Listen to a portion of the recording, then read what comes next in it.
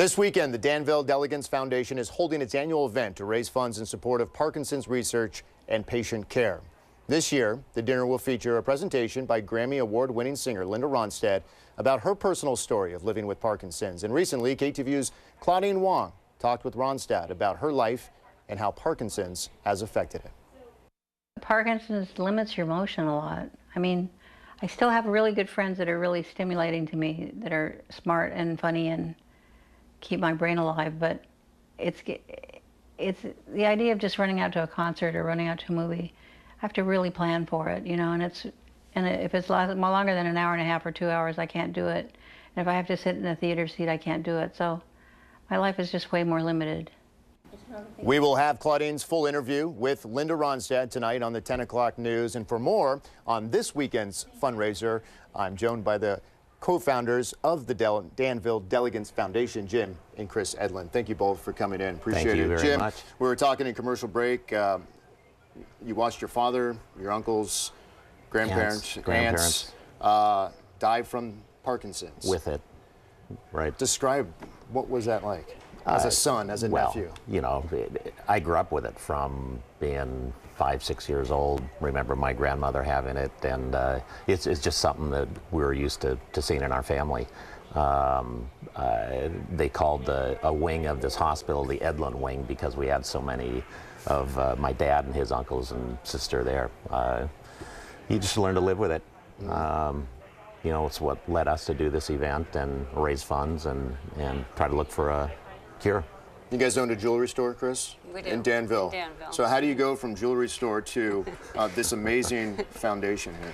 Well, it was Jim's family and my family as well that had Parkinson's. Right. So we were joined with Parkinson's Institute, about 20 years ago, and started doing some events in the city.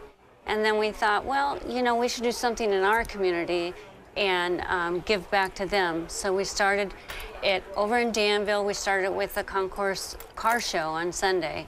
And now we've added a rally tour up to Napa and a gala dinner Saturday night. So it's actually 3 events, and it's nice to embrace our community and have them embrace us for this cause. And that first year, you, what, 2 dozen volunteers? Yep. Yeah. Yep. You know, how much did you raise that first year? 55,000. And now? We'll cross well over 4 million this year. Yeah. In what we've raised. So it's gone places we never thought it would. You know, our expectations of the first year were about 20 grand. And we more than doubled that, and each year's gone. Do you ever sit, Jim, and just kind of dwell on your own personal life and where it may go? You know, no. Yeah, I mean, at times I got a, you know, good 50-50 chance of getting it. In our family, it's all been late onset.